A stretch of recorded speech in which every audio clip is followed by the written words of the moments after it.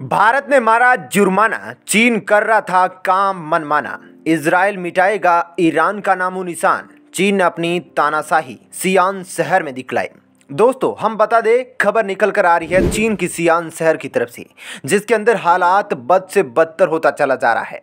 और चीन के लिए अच्छी खबर यह भी है कि चीन ने अपने देश की मीडिया को इतनी ज़्यादा स्वतंत्रता नहीं दी है, जिसकी वजह से चीन की जो भी अंदर वाली बातें रहती है वह चीन के अंदर ही दब कर रह जाती है। आपको हम बता दें, अगर यह खबर और तस्वीरें निकल कर बाहर आ जाती तो इसको देखने के बाद कोई भी कमज़ोर दिल वाला रोने लगता, क्योंकि जो खबरें निकल कर आ रही है उसे यह पता चल रहा है कि कितनी खराब स्थिति है इस समय चीन के सियान शहर की। यहां पर लोगों को लॉकडाउन इतना कड़े तरीके से पालन करवाया जा रहा है, जिसके पास खाने का राशन नहीं है वो भी बाहर नहीं निकल सकता, और सरकार की तरफ से भी किसी को समय पर भोजन सप्लाई नहीं किया जा रहा है।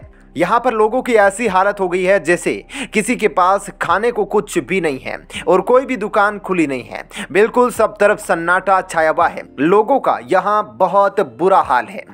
आपको हम बता दें कि इस शहर की जो जनसंख्या है वह 1,30,00,000 के आसपास है। ये सभी लोग पिछले 2 हफ्ते से अपने अपने घरों में कैद हो गए हैं।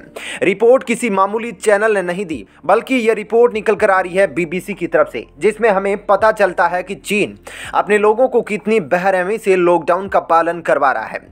यहाँ पर चीन किसी को भी बाहर राशन खरीदने के लिए भी नहीं जाने दे रहा। चाहे आपको जितना जरूरी काम हो, आप घर से बाहर नहीं निकल सकती।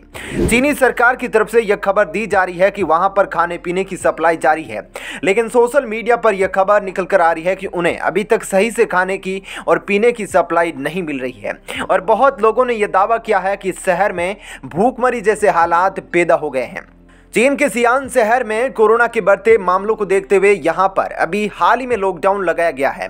आपको हम बता दें, चीन में फिर कोरोना वायरस का जो मामला है वह काफ़ी तेजी से बढ़ रहा है, लेकिन यह खबर चीन से बाहर निकल कर नहीं आ रही है।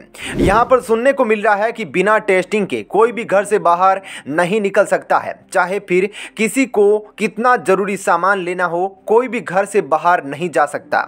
आपको हम बता दें, चीनी सरकार ने ऑनलाइन चीज़ों के लिए अपनी सेवाएं जारी रखी है। यहां पर लोगों ने अपने अपने ऑनलाइन सामान भी मंगाए हैं, लेकिन उन तक वह सामान भी नहीं पहुंच रहा है। लोगों ने बताया कि मैंने काफी समय पहले अपना सामान यहां पर बुक किया था, लेकिन अभी तक मेरा सामान नहीं आया। यह सामान खाने पीने का सामान है, लेकिन सरकार इसको यहां पहुंचने नहीं दे रही है। एक तरफ चीन की हालत खराब है तो दूसरी तरफ भारत ने एक बड़ा एक्शन ले लिया है, जिसके तहत भारत ने चीन के ऊपर 1,000 करोड़ का जुर्माना लगा दिया है। भारत ने चीन के ऊपर यह जुर्माना क्यों लगाया है, यह बताने से पहले हम आपको यह बता दें कि अभी हाल ही में इजराइल ने ईरान को लताकिया बंदरगाह में दिखाया कि इजराइल क्या कर सकता है। और आपको हम बताते चले कि इजराइल यह मानता है कि ईरान उसके लिए सबसे बड़ा संकट है। इसके पीछे की वजह है क्योंकि ईरान भी अपनी तरफ से यह साफ साफ कह चुका है कि उसे जब भी मौका मिलेगा वह इजराइल को बर्बाद करने से पीछे नहीं हटेगा। और दोनों ही देश इस कतार में हैं और वे दोनों अपने आप को मजबूत बनाने और एक दूसरे को बर्बाद करने के लिए तैयार है।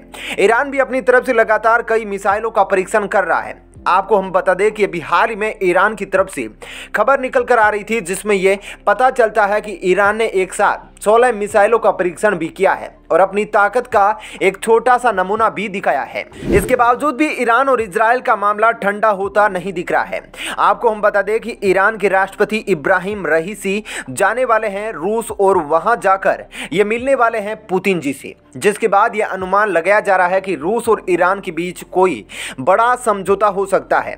जिसके बाद यह अंदाजा लगाया जा रहा है कि इन दोनों देशों के बीच हथियारों को लेकर कोई बड़ा समझौता हो सकता है। बहुत लोग अनुमान लगा रहे हैं कि यहाँ पर ईरान और रूस के बीच सुखोई विमान को लेकर और S-400 को लेकर भी कोई डील हो सकता है। कुछ लोगों ने अनुमान यहाँ पर यह लगा दिया है कि रूस सैटेलाइट भी बेच सकता है ईरान को, लेकिन अभी जो है इस पर बात साफ नहीं हुई है, जिसकी वजह से अभी साफ साफ कुछ कह पाना गलत होगा। दूसरी तरफ इजराइल भी शांत नहीं बैठ रहा है। ईरान को देखकर वह भी यहां शांति से कैसे बैठने वाला था।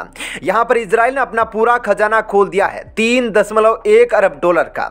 यहां पर इजराइल ने डील फाइनल कर लिया है, वह भी अमेरिका से। इसके पीछे की वजह है क्योंकि इजराइल कहीं से भी ईरान से कमजोर होना नहीं चाहता, इसलिए यहां पर इसने इतने ज्यादा पैसे का हथियार खरीद लिया है। आपको हम बता दें कि यहां पर इजराइल अमेरिका की कंपनी लॉकहीड मार्टिन से उसके 10 हेलीकॉप्टर खरीद रहा है और दो ईंधन भरने वाले विमान खरीद रहा है। ईंधन भरने वाले विमानों के बारे में मिल रहा है कि इसको खरीदने के बाद इजराइल अपने तरीके से मॉडिफाइड करेगा और इसे अपने जहाज़ों के तरीके से मॉडिफाइड करके इसको अपने देश के तरीके से इस्तेमाल करेगा।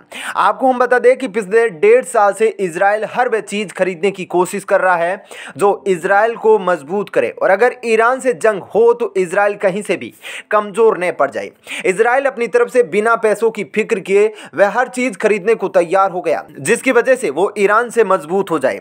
आपको हम बता दें यहाँ पर इजराइल ये बात अच्छे से जानता है कि अगर ईरान के ऊपर हमला होगा तो कई ऐसे देश सामने निकल कर आएंगे जो कि ईरान का सपोर्ट करेंगे। फिर बात आगे बढ़ती चली जाएगी, इसके बाद युद्ध तक यह बात पहुंच जाएगी। यही वजह है कि इजराइल अपनी ताकत अपने पास रखना चाहता है कि अगर ईरान की कोई मदद करने आए तो वहां पर भी इजराइल कहीं से भी कमजोर न पड़ जाए, चाहे ईरान के साथ जितने भी देश आ जाए। लेकिन इजराइल पीछे भागने वालों में से नहीं है। एक तरफ यह सब चल रहा है तो दूसरी तरफ से यह खबर निकल कर आ रही है जिसमें हमें पता चलता है कि भारत ने चीनी कंपनी शाओमी के ऊपर लगा दिया है 1000 करोड़ रुपए का जुर्माना। और इसके बारे में जो खबर निकल कर आ रही है उससे यह साफ पता चलता है कि यह जो जुर्माना लगा है अभी उसके ऊपर और भी ज्यादा जुर्माना लगेगा, क्योंकि इसमें भारत को पता चला है ये जो चीनी कंपनियां हैं ये सही से टैक्स नहीं देती है। यहां पर सभी चीनी कंपनियों को अच्छे से जांच होगी और एक एक कंपनी को खंगाला जाएगा, जिससे पता चल सकेगी कौन सी ऐसी और कंपनियां हैं जो कि भारत का टैक्स मार कर बैठी है। अगर ऐसी कंपनी मिलेगी भारत को तो भारत उनके ऊपर भी जुर्माना लगाता हुआ चला जाएगा। आपको हम बता दें कि जितनी भी चीनी कंपनियां हैं उन्होंने भारत के टैक्स की चोरी की है। इसी वजह से भारत यहां पर होशियार हो गया है और हर चीनी कंपनी के ऊपर लगातार रेड डाली जा रही है। यहां पर भारत के अधिकारी उन कंपनियों को पकड़ने और उनसे अपना पैसा वसूलेंगे और उनके ऊपर अच्छा जुर्माना लगाएंगे। आपको हम बता दें कि सबसे पहले जो भारत की नज़र में आई है वह है चीन की कंपनी शाओमी, और जो कि मोबाइल भी बनाती है और टीवी जैसी इलेक्ट्रॉनिक चीज़ें भी बनाती है।